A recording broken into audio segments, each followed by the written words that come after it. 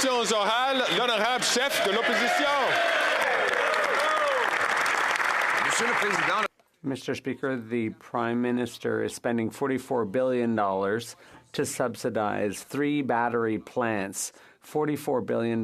That means $3 billion for each Canadian family. In Windsor, there will be 900 replacement workers, foreign workers, and in Montérégie, another group of hundreds of foreign workers. So can we see the contract for each plant to see how much taxpayer money the Prime Minister is spending on foreign workers? The Honourable Minister of Industry. Mr. Speaker, I'd like to thank the opposition leader for the question. Canadians can see where Conservatives stand on this. When he was employment minister, it wasn't 3,000, it wasn't 30,000, it was 300,000 manufacturing jobs in Canada. Stellantis will be investing $3.4 billion to build the largest battery factory in North America. We are investing to get jobs for Canadians. We will invest in Windsor. We will invest in the industry, and we will continue to work in our own workers, invest in our own workers. The Honourable Opposition Leader. He would be a good employment or labour minister for South Korea, Mr. Speaker. By the way, the Prime Minister said there would be no consequences from doubling the national debt. But in the economic statement, the government indicated that they'll be spending $52 billion. That's $3,000 per Canadian family in debt service. That's more being spent on debt service than on health. Why is the Prime Minister giving more money to bankers than to nurses? The Honourable Deputy Prime Minister and Minister of Finance. Mr. Speaker, Canada has the lowest debt and deficit of all G7 countries. And we have a AAA credit rating. At the same time, we do have an economic plan that is responsible, that will enable us to make the necessary investments in the Canadian economy. We're building housing faster than ever before. We're providing dental care. We're providing early childhood care.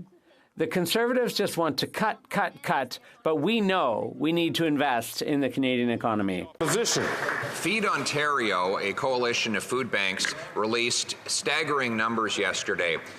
800,000 Ontarians went to the food bank 6 million times. This is a 36% increase, the biggest increase ever. If the total number of people who visited a food bank were a town, it would be the 4th biggest town in all of Ontario, Mr. Speaker. Will the Prime Minister therefore cancel his plan to quadruple the carbon tax on the farmers who feed us and pass common sense Conservative Bill 234 to carve out the tax for farmers? Sure. The Honourable Deputy Prime Minister and Minister of Finance. Mr. Speaker, we know that things are challenging for Canadians right now. That is why we are there for them, building more homes faster, providing dental care for children and seniors, cutting child care fees by 50% across the country. And you know what, Mr. Speaker? The only thing that Conservatives know how to do is cut. They would cut child care, dental care, housing. Mr. Speaker, that's not common sense. That is nonsense. The Honourable Leader of the Opposition. That minister and the Prime Minister have imposed brutal cuts on Canadian families who opened their fridges to find nothing there. The report out demonstrates that in all of the last 7 years, Ontario Food Bank has gone up, and last year it went up by record amounts. 800,000 people went 6 million times to the food bank in this province.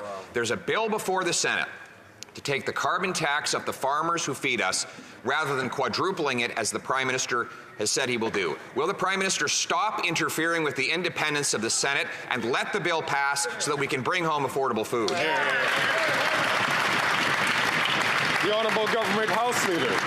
Thank you, Mr. Speaker. Once again, the Leader of the Conservatives is demonstrating this week that he just can't tell the truth to Canadians. So whether it's the Canada-Ukraine Free Trade Agreement, where there is no price on pollution, he can't tell the truth to Canadians what he is doing.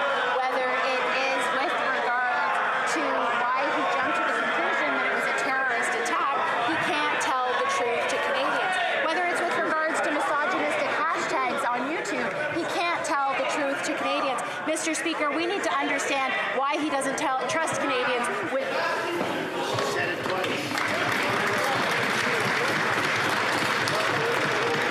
May I remind all members not to approach the limit of what would be considered parliamentary and to stay far away from that so that it is not impugned that a member is deliberately not telling the truth. The Honourable Leader of the Opposition. The truth is the Prime Minister wants to quadruple the carbon tax, including on our farmers. I have a farmer in my riding who's spending $10,000 a month on carbon taxes alone. All of that is passed on to the consumer. The consequences have been a record number of Canadians relying on food banks. 7 million Canadians are going hungry. 1 in 5 are skipping meals regularly because they can't afford the price of food. Yep. Will the Prime Minister get out of the way, stop interfering with the Senate, and let them pass common sense Conservative Bill C-234 to take the tax off the farmers who feed us? The Honourable Government House Leader. Thank you, Mr. Speaker. Just because the Leader of the Conservatives says something does not make it true, as we saw in several times last week, whether it was with regards to how they voted on the Canada-Ukraine Free Trade Agreement, perhaps why he blamed others for his mistakes when it came to how he jumped to a conclusion for a terrorist attack. And now what he's talking about with C-234, he knows that is patently false. And when it comes to food prices, that's because of the war in Ukraine and because of inflation. But, Mr. Speaker, he cannot direct the Senate either, and unfortunately his members are doing things that are threatening the democratic principles and rights of independent senators. That is shameful, Mr. Speaker.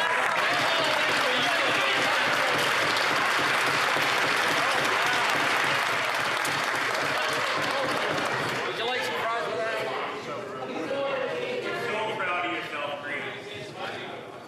L'honorable député de La Prairie. The Honourable Member for La Prairie. Mr. Speaker, in the midst of the housing crisis, Stats Can revealed that in just 1 year, rents rose by... Mr. Speaker.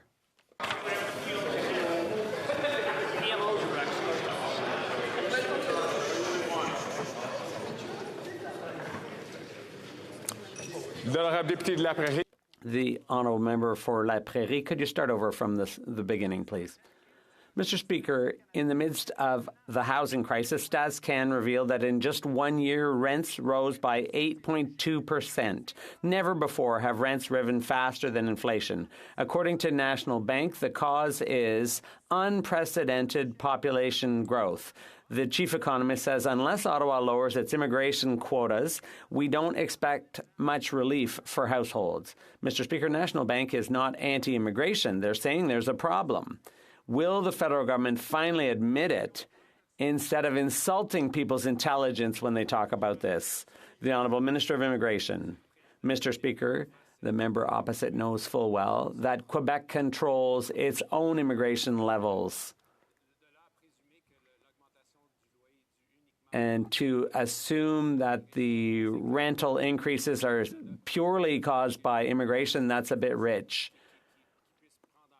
But we do think it's important to take into account settlement capacity, and that's precisely what we're doing. The Honourable Member for La Prairie. Mr. Speaker, if settlement capacity doesn't matter, then why stop at 500,000? Why not 2 million? Why not 10 million? But no, they stop at 500,000. So you see, they're telling themselves there must be a limit. There is such a thing as capacity.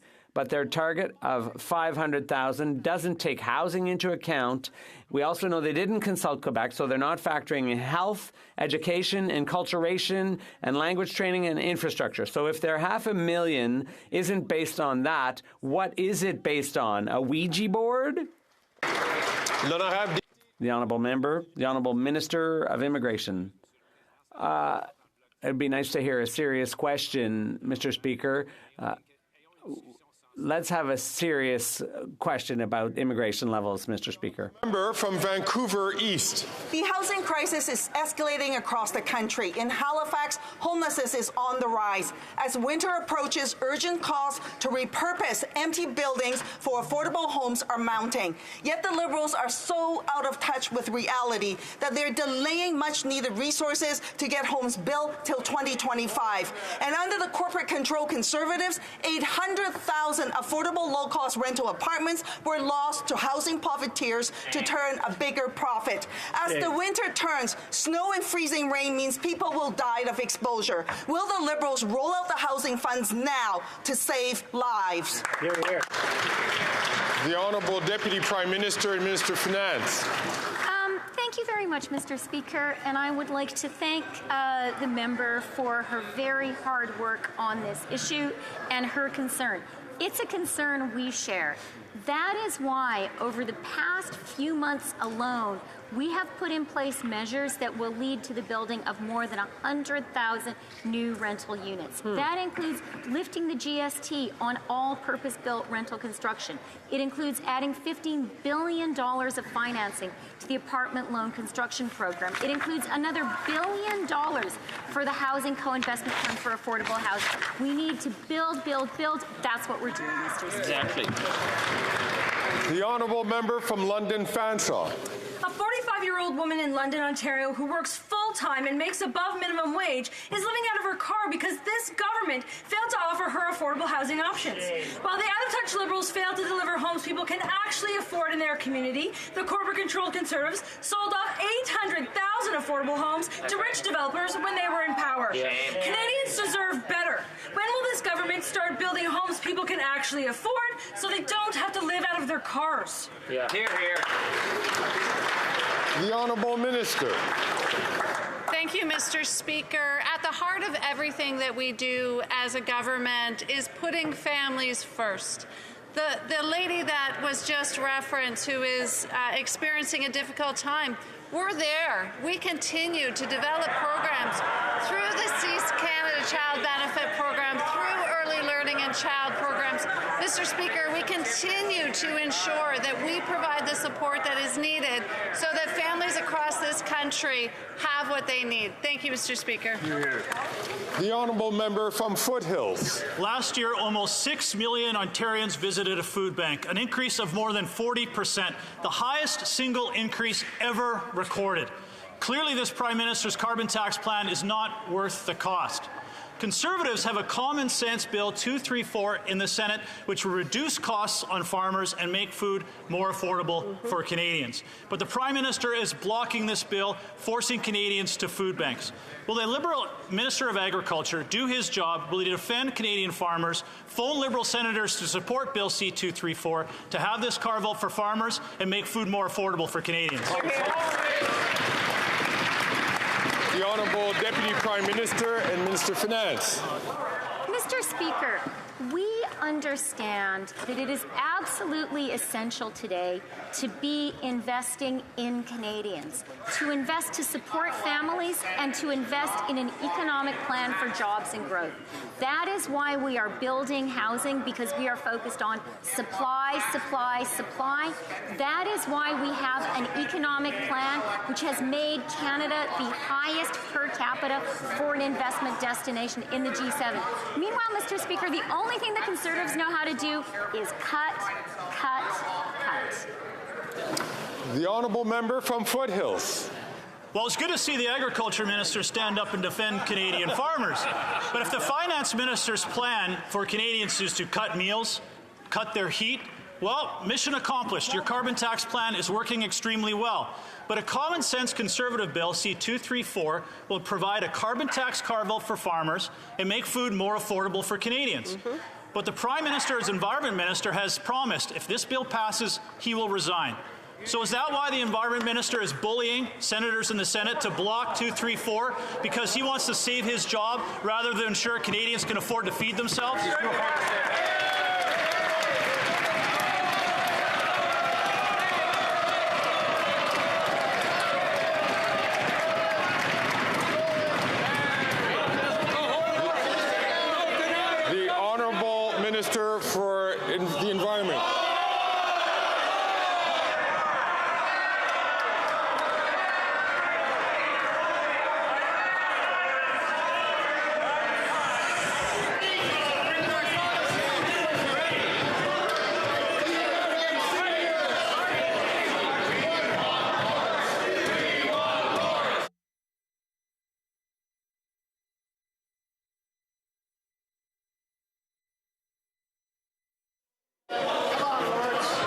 Honourable Minister from the Environment, starting from the top.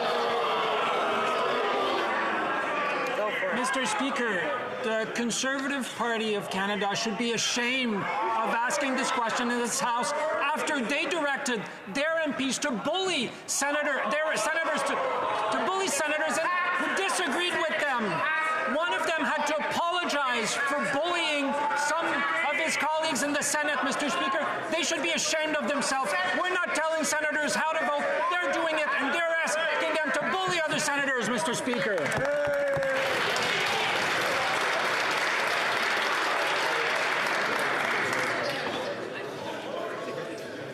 Another question from Lawrence. Come on, Lawrence. Come on, Lawrence, you're next.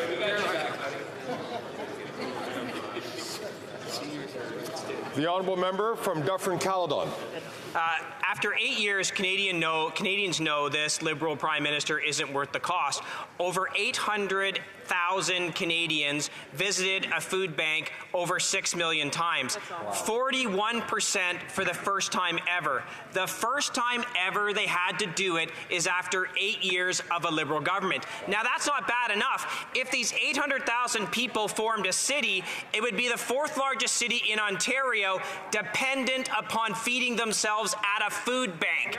This government could do something. Stop holding up Conservative Bill C-234 to take the carbon tax off farmers. Will they do it?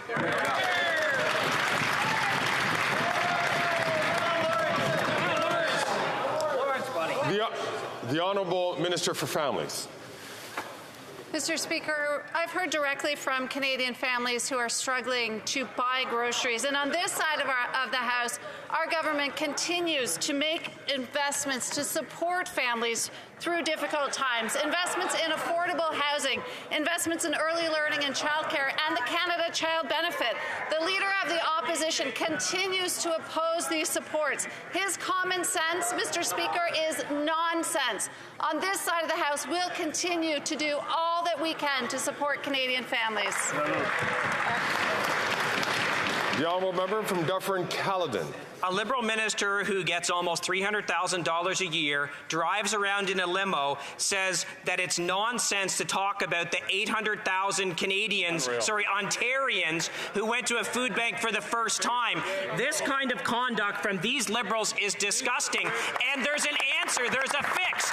They could tell their senators to stop blocking Bill C-234, which will take the carbon tax off farmers. You know, the people that feed us. But no, they're not doing it because the delicate sensibilities of the Environment Minister, who says, I'll resign if there's any more cuts to the carbon tax.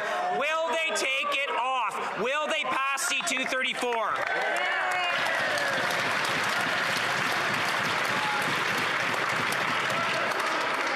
The Honourable Government House Leader. Thank you, Mr. Speaker. Once again, we have trouble putting the actual facts on the table from the leaders of the Conservative Party of Canada. When it comes to working with the Senate is independent. There is only one party that is directing senators, and that is the Conservative Party of Canada. And as a member of Parliament from Ontario, he should recall the common sense revolution that not only cut services to education, to healthcare, to water, that led to deaths in Walkerton, Mr. Speaker. It was an absolute it was an absolute disaster. Mr. Speaker, Canadians know that their common sense is absolute nonsense. Thank you, Mr. Speaker.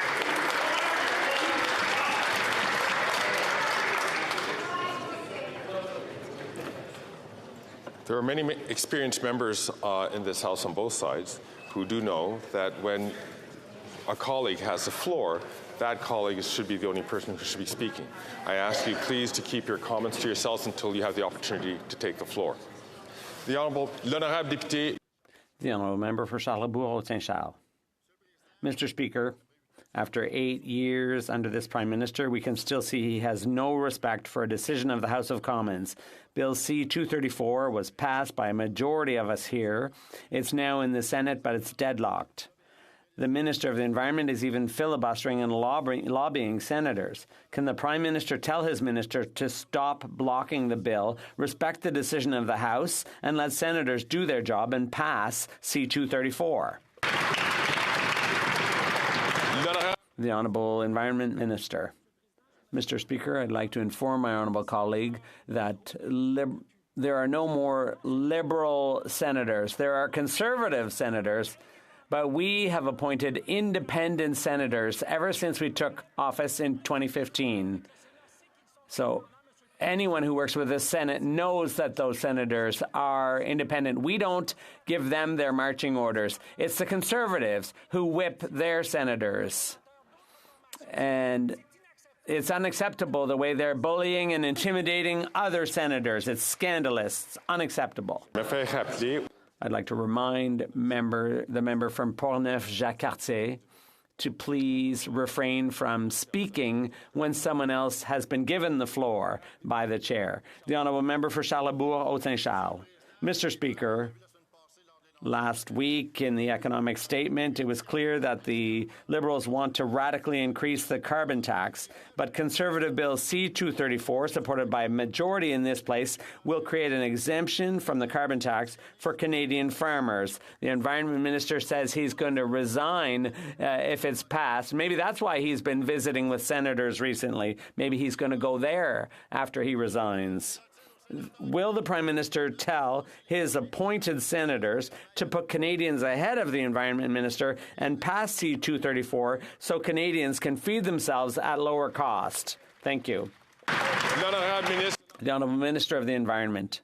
Mr. Speaker, after the Member of Parliament for Regina Capel took a photo of senators opposed to Bill C-234, independent senators, there had to be an investigation because those women were the subject of threats. We don't tell our senators how to vote, unlike the Conservatives, who not only tell them how to vote, but they encourage them to bully other senators. It's unacceptable, Mr. Speaker.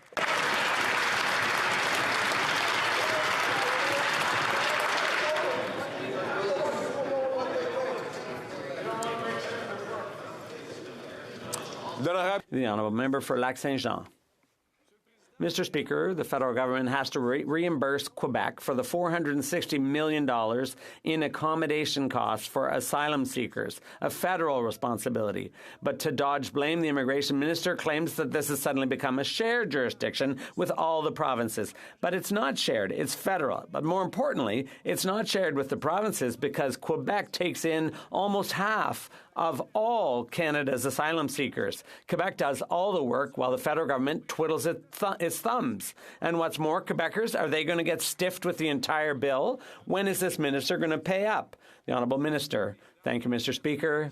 Instead of reading his lines, the member should read the Constitution to see that this is indeed an area of shared jurisdiction.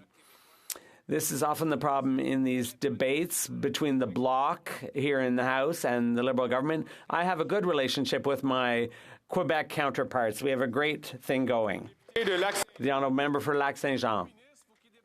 He was appointed as a minister. He has to be willing to debate these issues publicly. The minister says he can't come up with the $460 million to meet his responsibilities. So let's ask the finance minister then. Her colleague needs $460 million to do his part in taking care of asylum seekers. This money will allow us to continue offering housing assistance and social services, among other things. Will she pass a little bit of money on to her poor, broke colleague so he can finally live up to his responsibilities to asylum seekers? The Honourable Minister of Immigration. I think we need to drop the idea that the federal government is an ABM. It's clear that we have a relationship, a shared jurisdiction with Quebec. Quebec is doing its job, accommodating asylum seekers. We have regular meetings. We're going to talk privately to solve these issues as responsible governments do. The honourable member for Lac-Saint-Jean. Well, half of our taxes go to Ottawa. I think we have the right to talk about this. This is not shared jurisdiction. It's federal. It's funny. For years, the Liberals have been fighting Quebec's desire to repatriate all immigration powers. But now that it's time to pay a bill under their jurisdiction, they're not interested in immigration powers. When it comes to providing services to asylum seekers or paying the bill, they run for the hills, Mr. Speaker. Instead of running away, why don't they take responsibility, their responsibility for asylum seekers, and reimburse Quebec?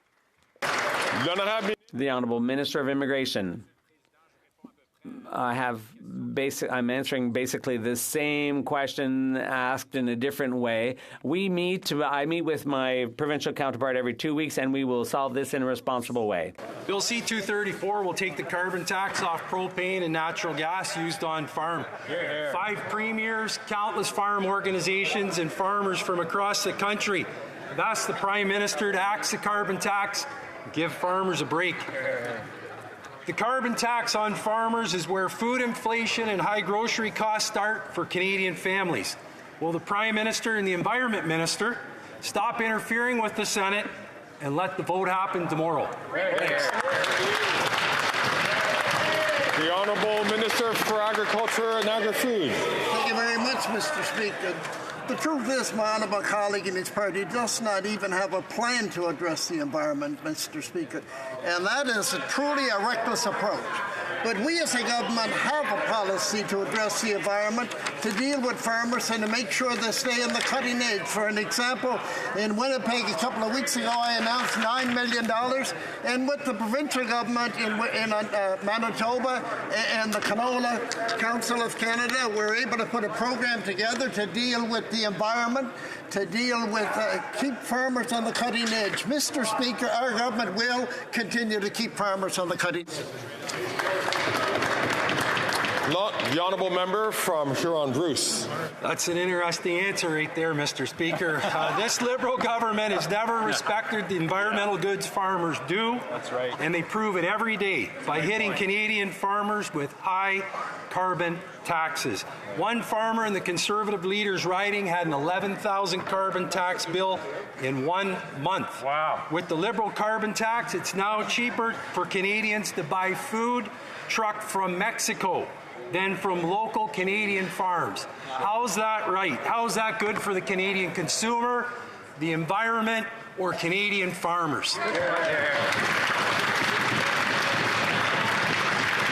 The Honourable Minister for Agriculture and Agri-Food. Thank you very much, Mr. Speaker. As I said previously, it's vitally important for any political party that's wishing to be empowered to have an environmental plan.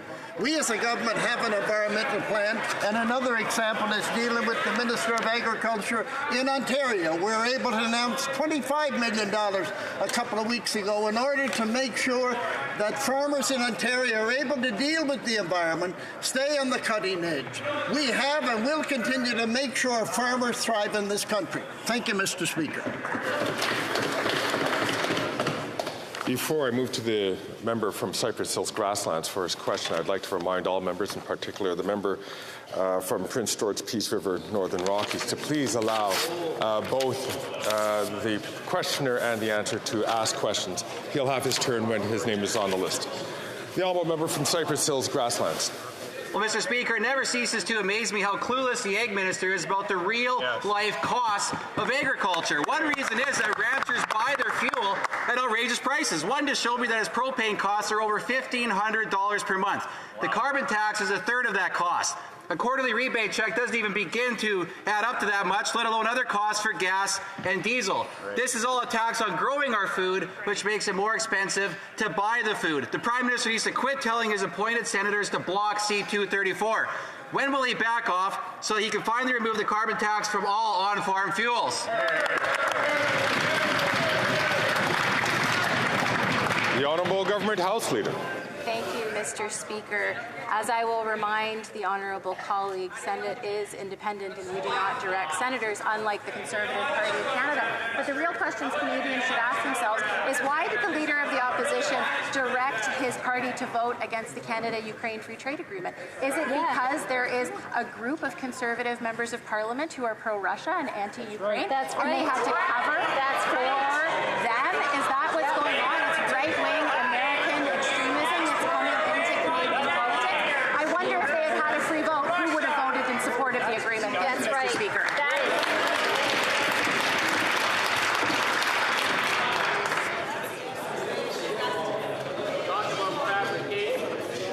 That's what a sinking ship looks like. You like fries with that? The honourable member from Skeena, Bulkley Valley.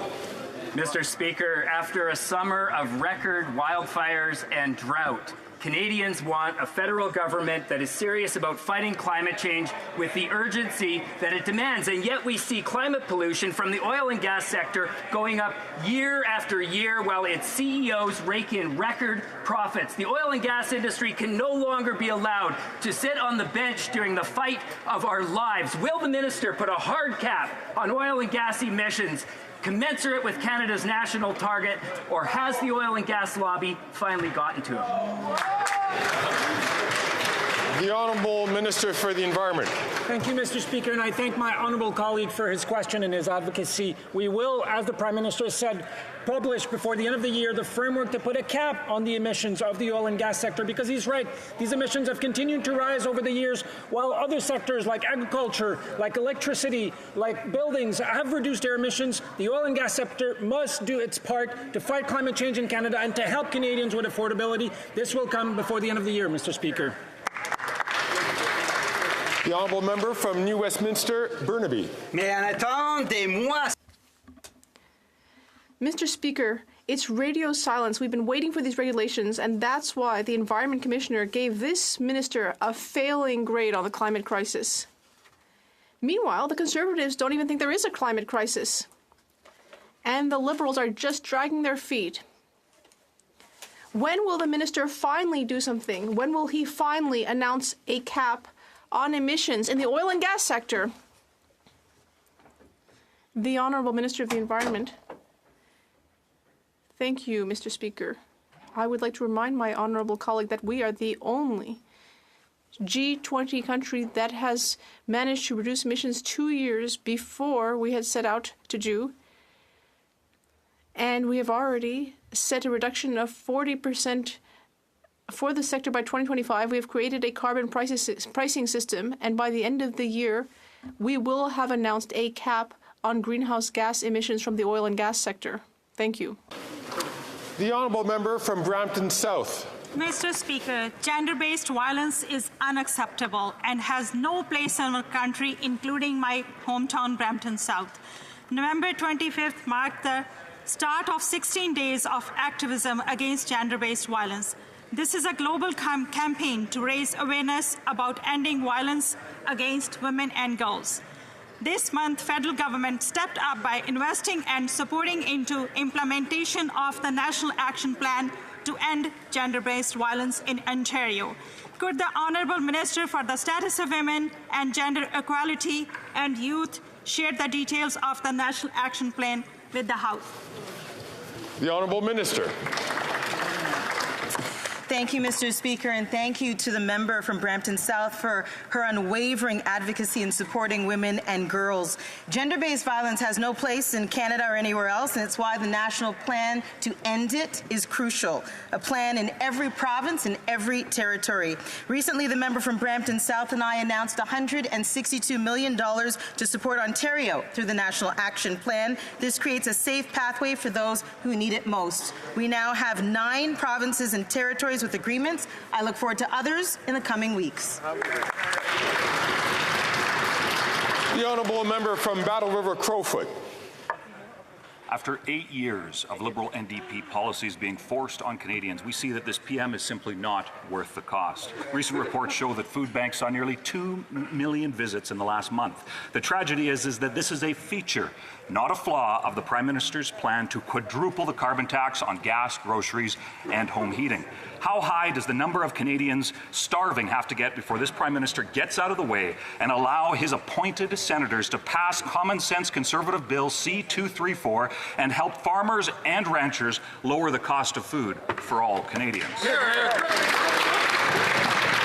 The Honourable Minister for Families. Thank you, Mr. Speaker. As I've said before, we continue to look at policies and programs like the Canada Child Benefit, like early learning and childcare, and opportunities to support Canadian families when they need it. At every turn, the Leader of the Opposition continues to oppose this hard work that we are doing. His common sense, Mr. Speaker, is just nonsense. We will continue to do the hard work to ensure that we're there to support Canadian families. The Honourable Member from Battle River Crowfoot. Mr. Speaker, it sounds like that high-priced communications consultant certainly isn't worth the cost. The real nonsense is the rhetoric coming from the Liberals. Mr. Speaker, there is a real opportunity to lower the cost of food for Canadians, and it is in the name of common sense Conservative Bill C-234. It's a simple and pragmatic way to reduce the cost of food production on our farms. Will the Prime Minister put his ego aside and do what's best for Canadians and stop the pressure he is applying to his appointed senators that is keeping them from passing common sense Bill C-234? The Honourable Government House Leader. Mr. Speaker, the nonsense needs to stop coming from the other side. When it comes to this bill in the Senate, it has been the Conservative senators that have been bullying and harassing independent senators, limiting their ability to participate and exercise their democratic rights. The RCMP is involved, Mr. Speaker. It is the Conservative Party of Canada that needs to stop directing senators. Let the Senate do their work as they were supposed to do. Mr. Speaker, we don't interfere in the Senate, but clearly the Conservatives do. That's right. The Honourable Member from Tobique-Matiquac. Mr. Speaker, after 8 long years of this NDP Liberal government, everything is up. Taxes are up, fuel is up, food is up, and Canadians are fed up but are still hungry. Now, in the midst of this affordability crisis, the Prime Minister has doubled down on his plan to quadruple the carbon tax. We as Common Sense Conservatives have brought forward Bill C-234, which creates another carbon carve-out for our farmers. Because we understand that when you tax the farmer who grows the food, you tax the trucker who ships the food, you tax everyone who buys the food. Will the Prime Minister finally back off, prioritize food security, and let his appointed senators pass this bill? The Honourable Minister for the Environment. With your permission, Mr. Speaker, I would like to read an extract from a CBC article from last week. And I read, 3 independent senators say they were bullied by Conservative leader in the Senate, Don Plett. Police and Senate security team are now also investigating outside threats directed at Senator Clement. I quote Senator Clement, Mr. Speaker. She said, threatening phone calls and online harassment at Clement after a confrontation with Conservative Senator Plett got out of control, that she feared for her physical safety and was forced to leave her residence and spend time weekend elsewhere in a secure location. That's what they're doing, Mr. Speaker.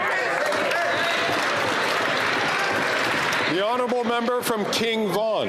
If the 800,000 people who used Ontario's food bank last year were their own city, it would be the 3rd largest city in Ontario. It's clear after 8 years, this NDP Liberal government just isn't worth the cost. Conservative Bill C-234 will remove the carbon tax for farmers, making the food prices cheaper. The Liberal Environment Minister has promised to resign. I hope he sticks to it. Yeah. Will the Prime Minister tell his senators to put Canadians first and pass 234 so Canadians can feed themselves?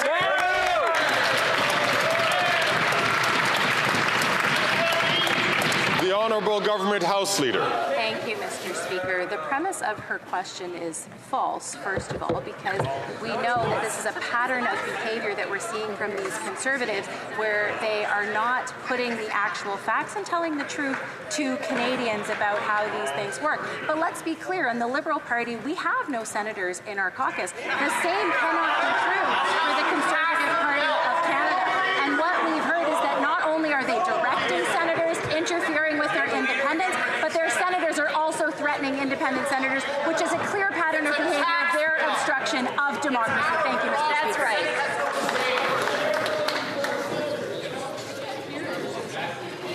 Case in point. À l'ordre, s'il vous plaît. Order, please. The Honourable Member for La Pointe-Lille. Mr. Speaker, $2 billion. That's the amount invested by the federal government to support English in Quebec since 1995. $2 billion to support the most dominant language on the planet. $2 billion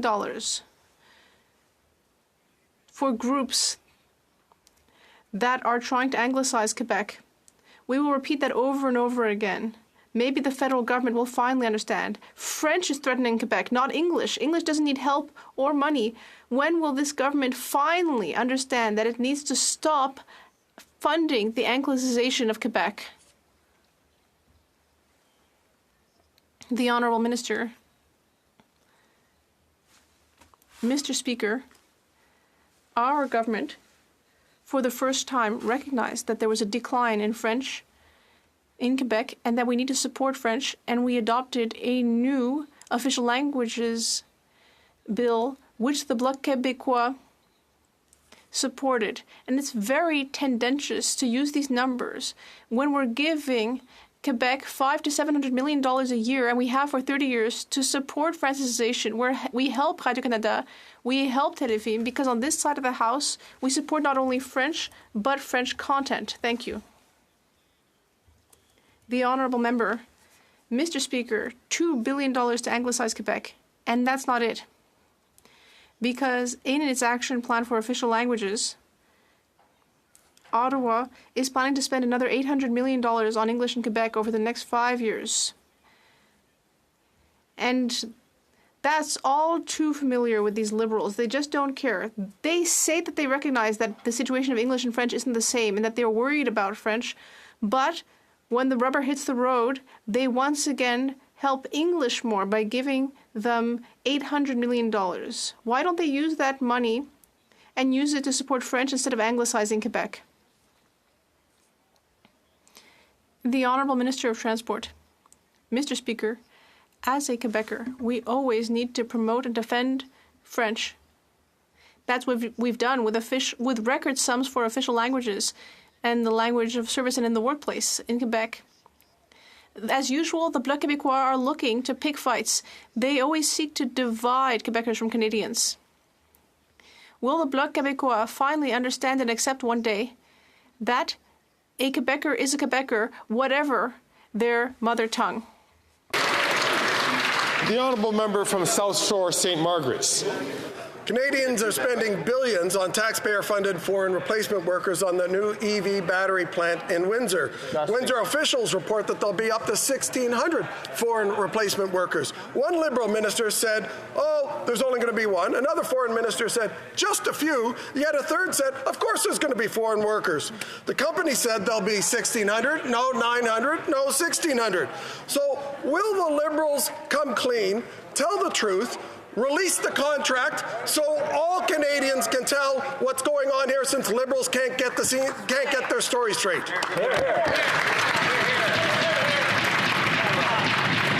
The Honourable Minister.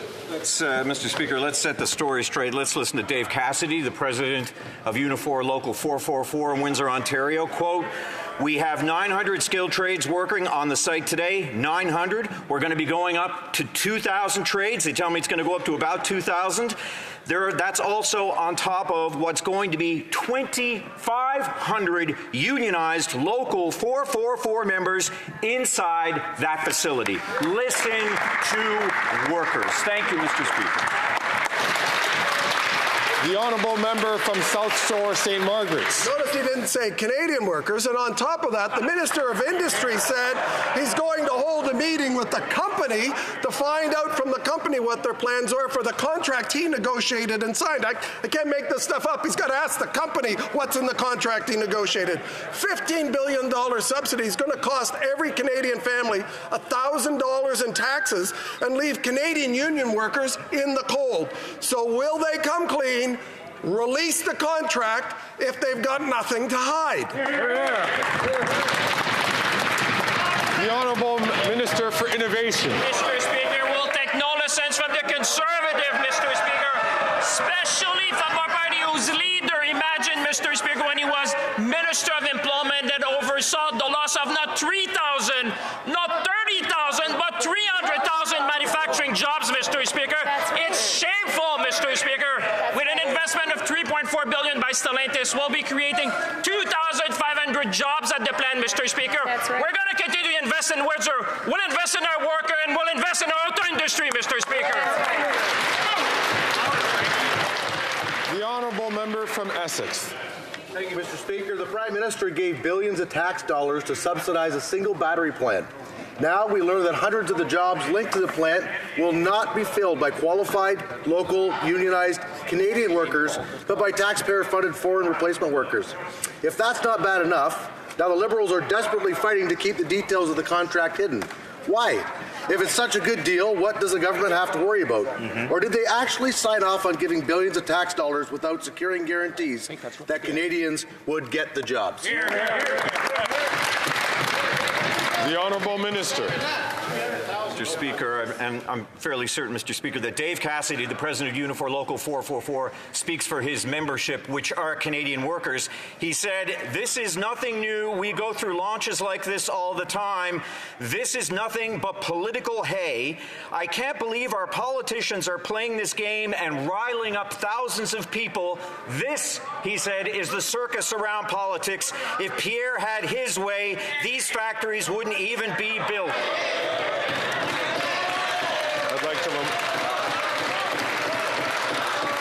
I would like to remind all members that even though they are reading a quotation, that you cannot refer to a member of the actual House aside from their riding name. The Honourable Minister has about 5 seconds left on the clock. Speaker, I'll end the same way I ended before. Listen to workers. Thank you, Mr. Speaker.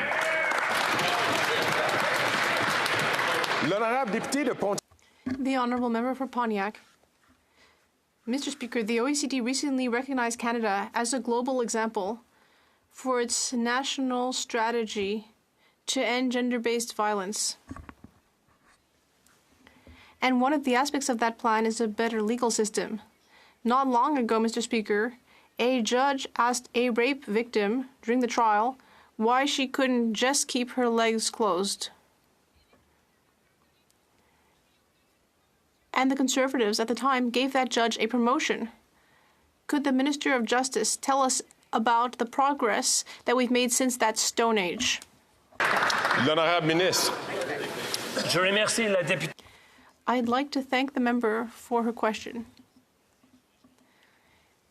Gender-based violence is an epidemic in Canada. We recently adopted Bill S-12, which will improve the National Sex Offenders Registry, and which will give victims more power in the criminal justice process. We also adopted a bill to guarantee that judges will receive sexual assault training. We will continue to fight gender-based violence to ensure that all Canadians can be and feel safe. L'honorable député de Mégantic-Lérable. The Honourable Member for Mégantic-Lérable. Mr. Speaker, nearly $50 billion taxpayer dollars to subsidize 3 battery factories. That's nearly $3,000 for each Canadian family. And we have learned that hundreds of workers getting that money will be foreign replacement workers. We expected that taxpayer money would be used to fund well-paid union jobs held by Canadians and Quebecers, but no. 900 replacement workers in Windsor, as well as hundreds at Saint-Basile-le-Grand and McMasterville. After 8 years, why has this Prime Minister failed to ensure that we'll have Quebec jobs in Montérégie? The Honourable Minister of Innovation. Mr. Speaker, Canadians watching us at home must be confused, Mr. Speaker, because what they see is that the Conservatives were against the Volkswagen investment, same thing for Stellantis and GM and Ford, and now they are also against Northvolt investment in Quebec. Mr. Speaker, with that $3.4 million investment made by Stellantis, we will create 2,500 jobs at the factory. And Canadian workers will build the factory. We believe in our auto sector, we believe in our workers, and we will move towards greater prosperity in this country. The Honourable Member for Mégantic-Lérable. Well, for the Quebecers watching us from their home, I will tell them that the Liberals are doing everything they can to hide the truth about the contracts. First of all, a Liberal minister said that there would only be 1 foreign replacement worker in Windsor, but then it turned into a handful. Then the police chief that there would actually be 1,600. Then we heard even more from CBC, which revealed that hundreds of foreign workers would replace Quebec jobs in Montérégie. This Prime Minister is just not worth the cost. I would challenge him. Will he make the contracts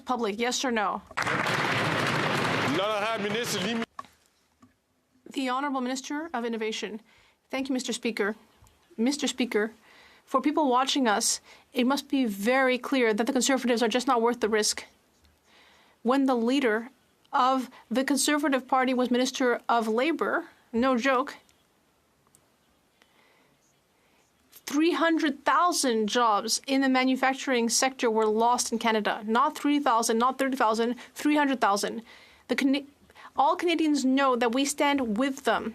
With the $3.4 billion investment by Stellantis, we have created a strong battery industry. Up to 2,300 Canadian workers will build the factory. We believe in workers. We believe in Canada. The Honourable Member from Montmagny-Lise-Lès, Kamouraska, Rivière-du-Loup.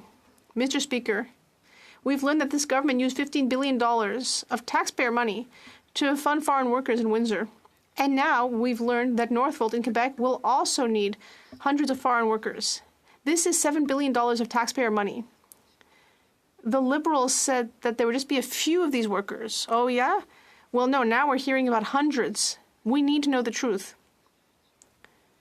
Mr. Speaker, this Prime Minister has failed to protect Quebec jobs. It needs to make the contracts public. When will it finally do so? L'honorable ministre de l'Innovation. The Honourable Minister of Innovation. Thank you, Mr. Speaker. And for those watching us at home, they'll say, well, the truth is simple. Thanks to our government's hard work, we have the highest level of private investment in the history of Quebec. For once, Canada is doing well in the auto sector. Everyone in this House should rise in order to cheer the fact that Quebec is now a big part of the auto industry. We will have a battery industry in Quebec. Mr. Speaker, we should all be proud of what Quebec and Canada is capable of doing. Let's be proud, Mr. Speaker. The Honourable Member from Scarborough Agincourt. Mr. Speaker, this past Saturday was the International Day for the Elimination of Violence Against Women. As the mother of 3 young men, I raised my boys to be respectful of women and to recognize that eliminating gender-based violence is an issue for all people, regardless of gender. Can the Minister for Women and Gender Equality and Youth please provide an update on how we can raise boys and young men to be champions of women and support ending gender-based violence? The Honourable Minister. Thank you to the member from Scarborough Agincourt for this most important question. The fight to end gender-based violence won't end unless men and boys are involved. And since we launched the National Action Plan to end gender-based violence, we have funded organizations such as White Ribbon, who work every day to make sure that men and boys are involved in this fight. Mr. Speaker, gender-based violence must not and will not be tolerated. All of us can make that a reality.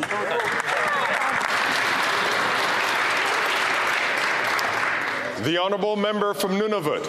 The federal housing advocate says this government fell short in building homes across the country.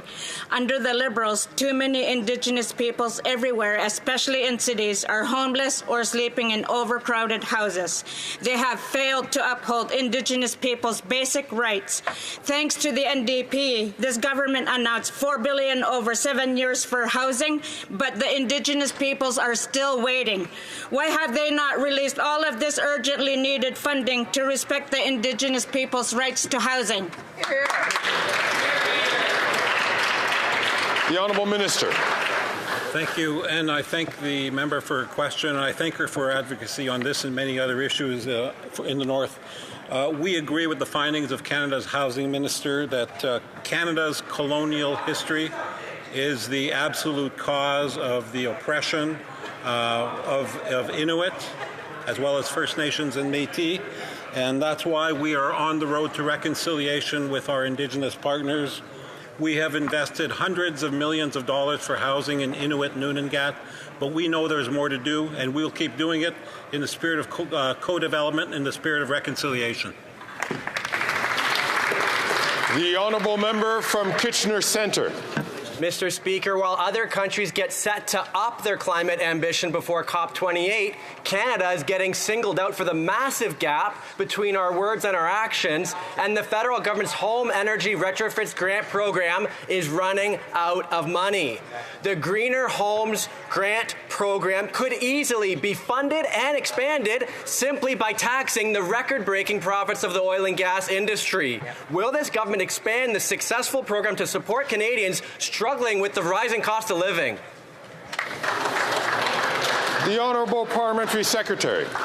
Mr. Speaker, transitioning the way people heat their homes is important not only for the environment, but it makes life more affordable for people. It's why it's so important that our government actually created the oil to heat pump program, which is helping people right across our country who rely on oil to transition to heat pump heating. That's going to reduce their bills going forward.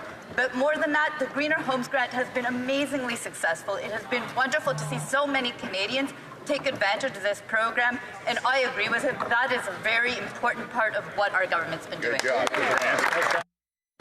And so comes to an end another question period. I am now ready to rule on a point of order raised on November 23rd, 2023 by the member for Edmonton Strathcona concerning language used by the member for Miramichi Grand Lake.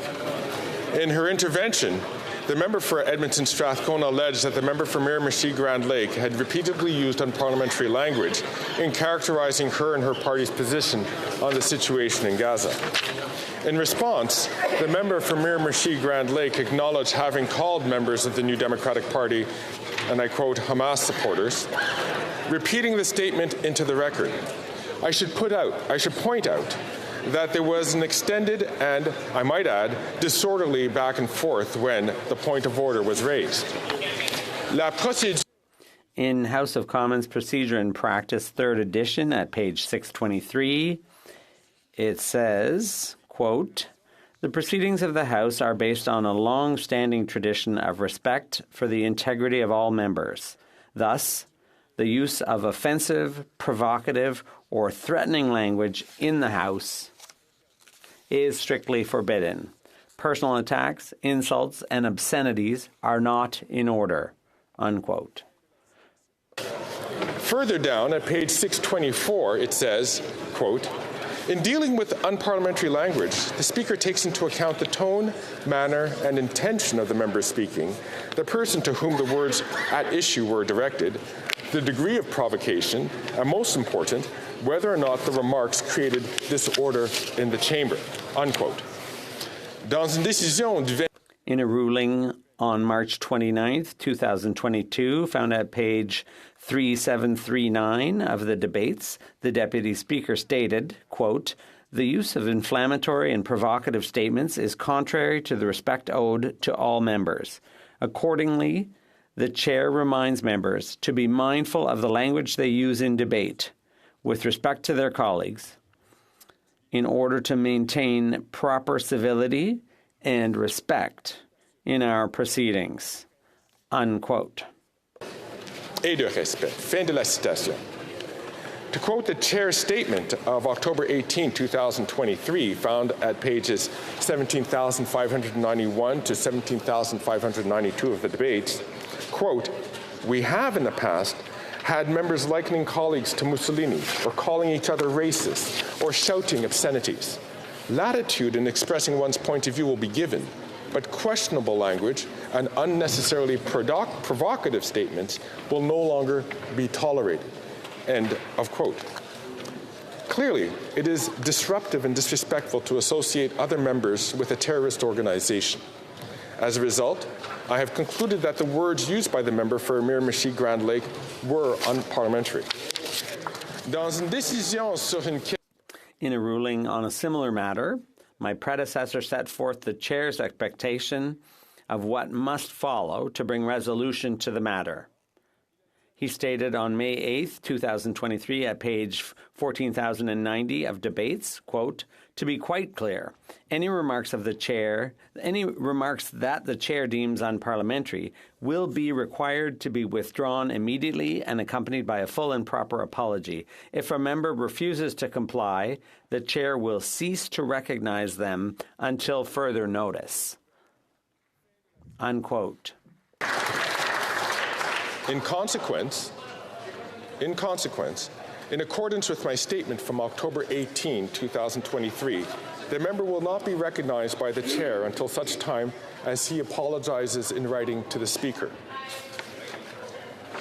In conclusion, while reviewing the proceedings of last Thursday, November 23, I noted that there were other words and phrases that were used, while perhaps not strictly parliamentary, certainly do not contribute to the level of decorum that we all desire.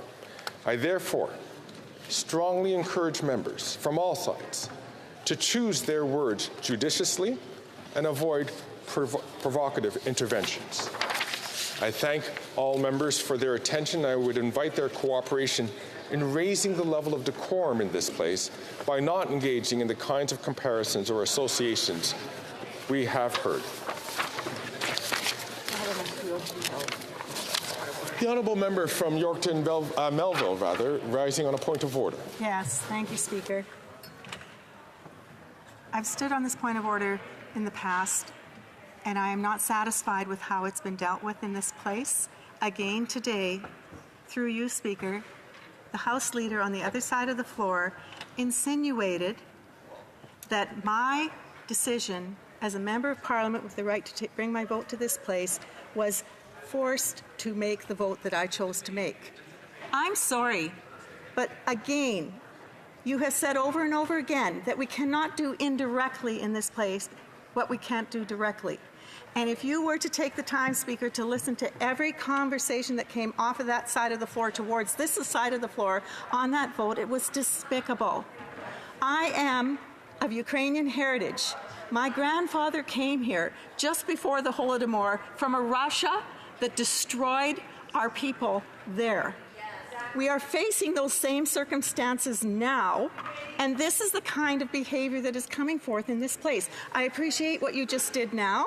However, you also had an opportunity today when the leader on the other side of the floor that said something in regards to lying. I'm not allowed to say that someone lies in this House, but I can be, when they have, but I can be punished for bringing forth the truth, which is that someone lied. This is irresponsible as the House, and it shows a lack of respect, as you have said, but in this case, it's being ignored. So I want a full policy from that side of the House. It can come through the House Leader, because clearly it was an orchestrated event to bring disagreement and divisiveness within the Ukrainian community, even in Canada, let alone across where they're already.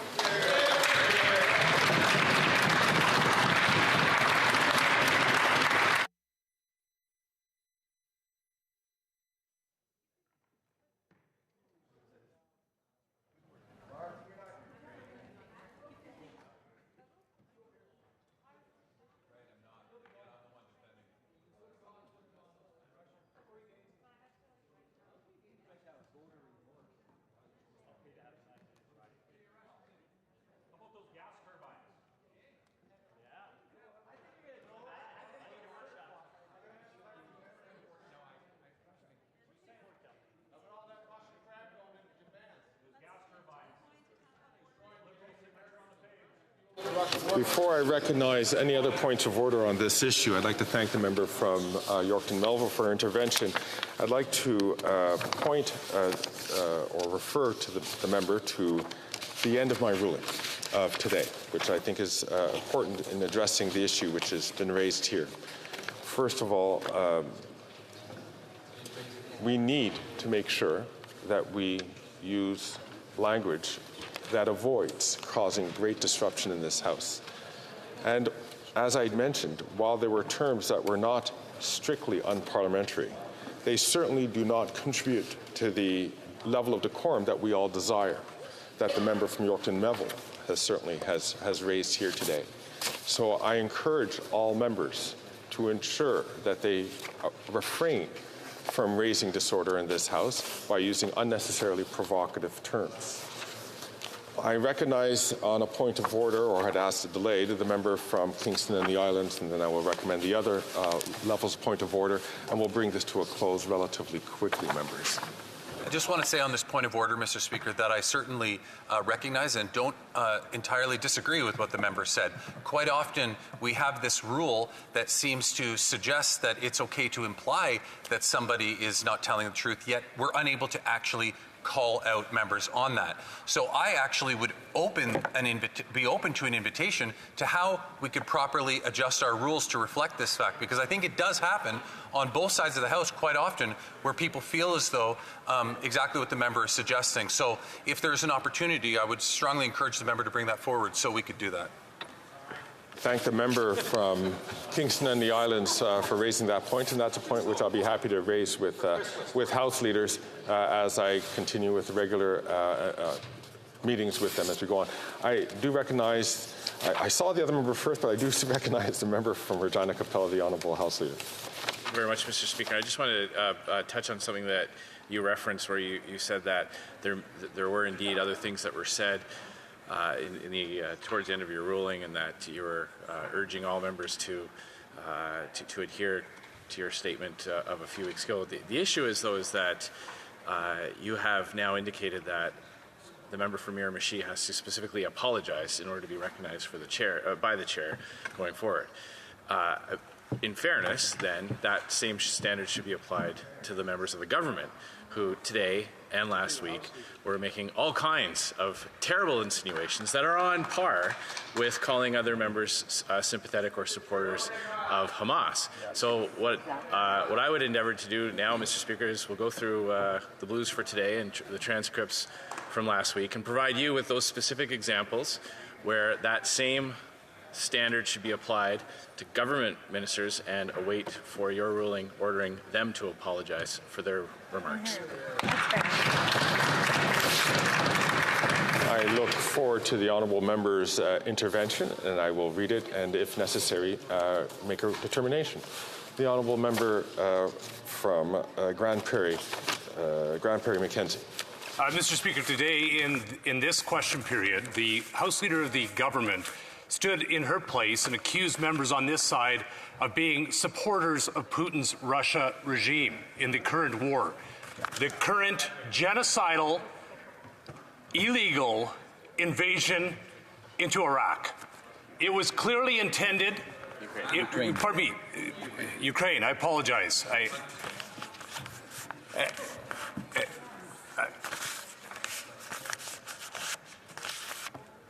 As a Ukrainian descendant, it is unbelievable to me that members, knowing this, having had a personal conversation with the member who made the accusation about the numbers of people within my own family who were murdered in the Holodomor in the years that preceded and that passed after, that they would stand in this place and make general accusations that in some way members on this side, including myself, would in any way, shape, or form be supportive of Putin's illegal, genocidal attack on Ukraine. Mr. Speaker, I would ask that you would ask the House Leader from the government to apologize to members on this side, having clearly made the statement today with the intention to be provocative and to elicit a response, Mr. Speaker. The response came from this side in that moment. It caused disorder in that moment. So I thank the honourable member, and I'm going to. We've had a number of interventions on this. Are there any new interventions, or is it on the same issue? It's on the same point. I thank honourable members for making this. Is this a new issue, or is this on the same point? If it's on the same point, then I'm going to ask all members, please, to take their seats. The point was very eloquently made by the member from Grand. now we're entering into debate, and we're talking about points of order. We're making. I'm going to just be very clear to all members. If I could ask all members to please take their seats. The chair has heard the interventions which are made on this point. The chair will review the answer to make a determination, and I will come back to the House if necessary. I thank all members for making very, very important and very thoughtful statements, and I will come back to the House on this matter. Member of New Brunswick Southwest. I see the member